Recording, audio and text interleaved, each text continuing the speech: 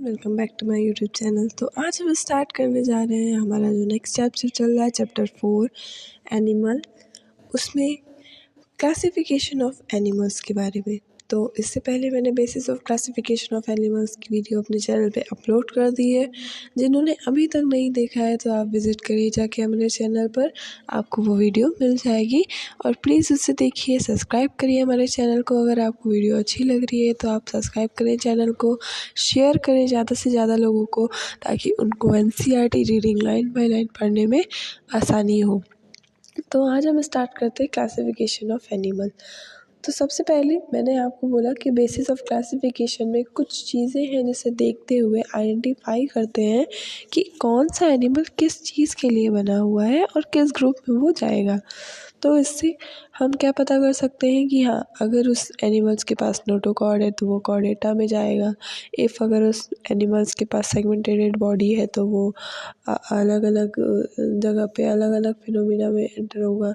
अगर उसके पास coelomates body है या असिलोमेट्स बॉडी है या सीडोसिलोमेट्स बॉडी है तो उसको मैं अलग अलग फाइलम में रखूँगी।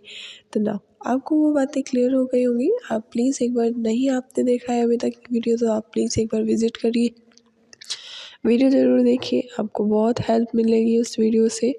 चलिए, तो नेक्स्ट हम स्टार्ट करते हैं अपनी क्लासिफिकेशन ऑफ एनिमल्स के बारे में कि क्लासिफिकेशन ऑफ एनिमल्स किस तरह से हुआ है। तो the broad classification of animals based on common fundamentals features and mentioned and the preceding sections is given in a figure। तो सबसे इम्पॉर्टेंट नाम है, ये जो फिगर आप देख रहे हैं आपके लिए बहुत हेल्पफुल है। आपको 11th फाइनम लर्न करनी है, आपको बॉडी कैविटी याद करनी पड़ेगी, सिमेट्री लर्न करनी पड़ेगी, लेवल ऑफ ऑर्गेनाइजेशन लर्न करना पड़ेगा, किंगडम तो आपको पता ही है। तो ये आप इस एक सिंगल चार्ट से, जो कि मैंने कल आपको होमवर्क दिया था, इसे आपको करके लाना है, बहुत सारे लोगों ने नहीं किया होगा। तो इस जो सिंगल चार्ट से आप बहुत सारी चीज़ों को, मतलब बहुत सारे कैटेगरीज़ को पता कर सकते हैं। तो अगर एक मैं ओवरव्यू की बात करूँ बेसिक, तो किंगडम इसमें एनिमेलिया है, आप सभी को पता है, जो कि एक मल्टी सेलुलर ऑर्गेनिज्म में आता है। लेवल ऑफ ऑर्गेनाइजेशन की बात करें तो कुछ सेलुलर लेवल ऑफ ऑर्गेनाइजेशन है, टिश्यू लेवल भी है, ऑर्गन लेवल भी है, ऑर्गन सिस्टम लेवल भी है। सिमेट्री की बात करें तो मोस्टली असिमेट्री होगी, बॉडी कैविटी एसिलोमेट होगी, किसमें, फाइलम पॉलीफेरा में, जो सबसे पहली फाइलम है आपकी। अगर मैं level of organisation tissue level की बात करूँ तो सिमेट्री उसमें रेडियल होगी, बॉडी कैविटी एसिलोमेट होगी, किसमें, फाइलम सिलेंट्रेटा एंड टिनोफोरा में। अच्छा, एक बात बताएं आपको, फाइलम सिलेंट्रेटा एंड टिनोफोरा पहले एक ही फाइलम थी, बट उसके बाद कुछ कैरेक्टर्स ऐसे थे जो डिफरेंस पाए गए, जिनके बिहाफ पे उनको अलग किया गया है। बाकी बहुत सारा आप इसमें कॉमन कैरेक्टर देखेंगे। और अभी ये रिसेंटली अलग की गई है फाइलम, इसको अभी रिसेंटली में अलग किया गया है। बाकी पहले ही एक थी, पहले ये एक फाइलम थी।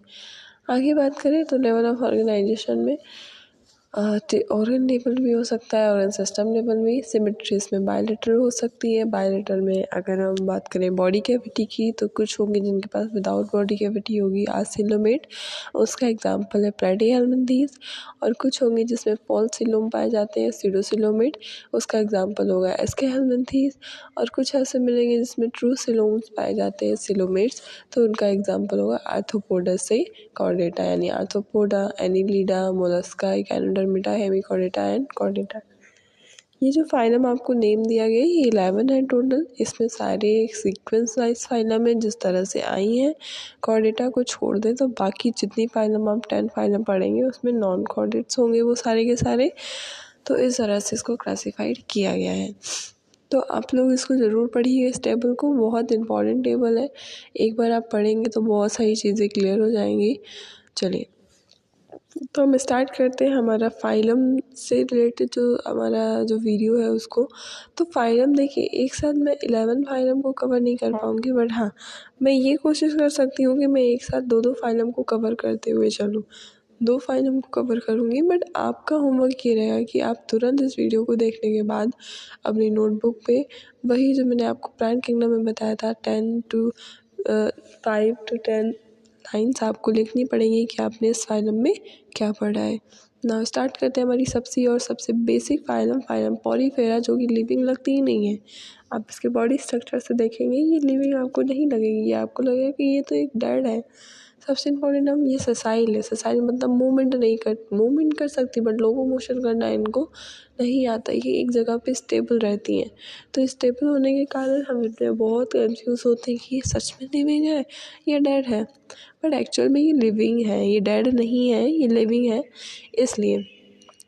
और अगर हम बात करें इनकी बॉडी, तो बहुत सिंपल बॉडी है। फर्स्ट फाइलम है तो उसके अकॉर्डिंग बहुत ही ज़्यादा सिंपल बॉडी है, हम गैस भी नहीं कर सकते कि ये बॉडी है एक्चुअली। और इनका पहले जो यूज़ था, जैसे कि स्पॉन्ज वगैरह आप देखते हैं, हम लोग बाथ स्पॉन्ज यूज़ करते हैं नहाने के लिए, उनमें इनका यूज़ होता था कि नहाने के लिए, गाड़ी साफ़ करने के लिए, मतलब इन सब चीज़ों में इनमें यूज़ होता था।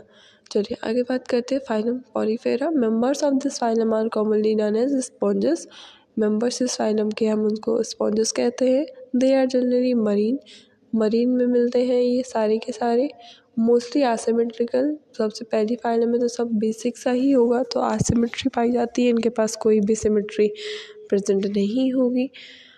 And these are primitive multicellular animals. Primitive हैं, सबसे पुराने, मल्टीसेलुलर एनिमल्स हैं and have cellular level of organisation. इनके पास सेलुलर लेवल का ऑर्गेनाइजेशन है, मतलब सेल ही है जो एग्रीगेट हो जाएगा आगे, सेलुलर लेवल ऑफ ऑर्गेनाइजेशन के पास मिलेगा आगे। Sponges have a water transport of canal system. इनके पास सिर्फ, अच्छा इनके पास है ही क्या, इनके पास ना डाइजेस्ट सिस्टम है ना कुछ भी, बस एक वाटर कैनाल सिस्टम है जिससे वाटर ट्रांसफ़र होता है, और जो भी इनको कैप्चर करना होता है उसी वाटर के थ्रू अपनी बॉडी में किसी भी प्रे को, फूड को कैप्चर करके उसको डाइजेस्ट करके देन वो ईट कर लेते हैं। बस ये इनके पास प्रोसेस होता है ना।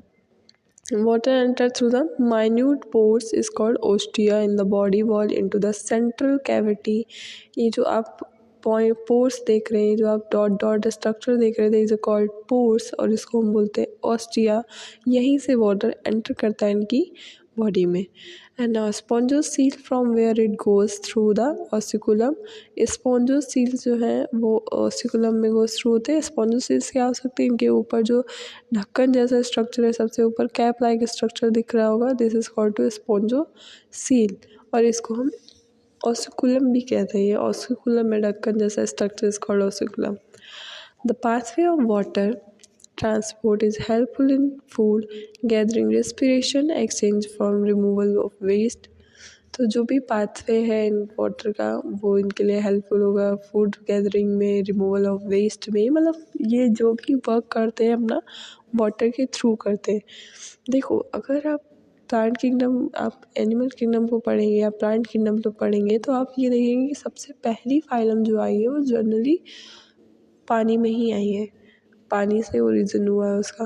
तो आप वाटर पे देखेंगे, फिर धीरे धीरे आप देखेंगे लैंड में जाते हुए, मतलब इस तरह से सबसे पहले ओरिजिन की अगर बात करें तो हर एक फाइलम को जब आप पढ़ेंगे तो उसका आपको वाटर में ही ओरिजिन मिलेगा, वाटर में ही वो मिलेंगे।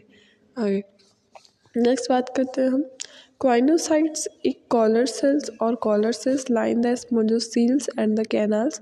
क्वाइनोसाइट्स एक टाइप के सेल्स प्रेजेंट होते हैं इनकी बॉडी में, जिनका काम होता है कि फूड आएगा, फूड को कैप्चर करेंगे, फूड को डाइजेस्ट करेंगे एंड रिमूव कर देंगे, ये काम होता है क्वाइनोसाइट्स का। स्पॉन्जोसील कैनाल्स है। डाइजेशन इंट्रासेलुलर होता है, सेल के अंदर डाइजेशन होगा। The body is supported by skeleton made of spicule और स्पॉन्जिन फाइबर। स्पॉन्जिन फाइबर इन स्पिक्यूल से बॉडी स्केलेटन का बना हुआ है।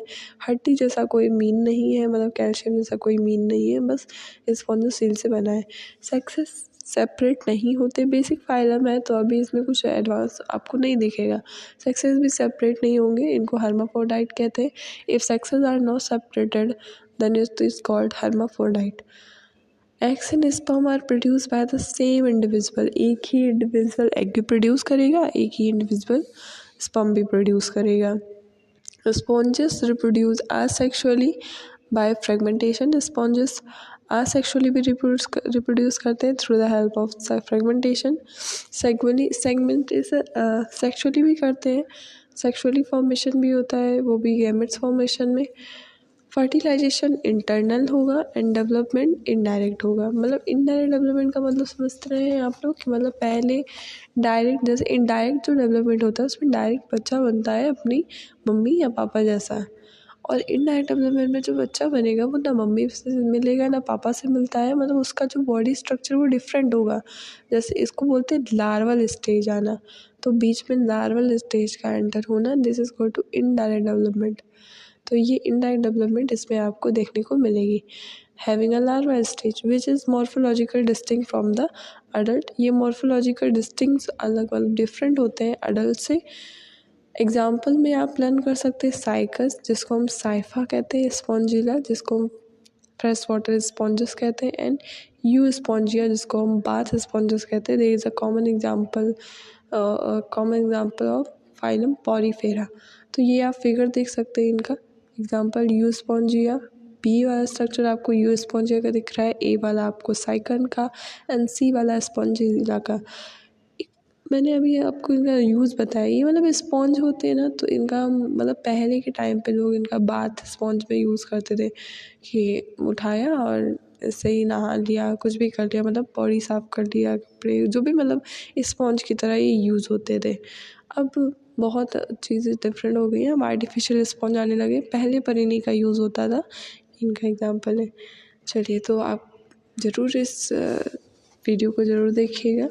इसके बाद हम कवर करेंगे सिलेंट्रेटा और टिनोफोरा एक साथ कवर करेंगे, क्योंकि इसके बहुत सारे एग्जाम्पल कॉमन है जो आपको मिलते जुलते मिलेंगे।